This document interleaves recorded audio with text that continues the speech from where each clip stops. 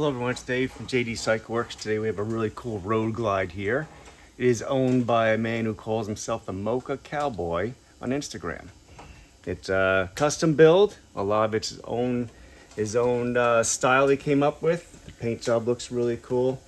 It is a 107 with an S&S 475 cam, an Arland S air filter, an SPC concept short 2-to-1. And just show you how this thing's working out.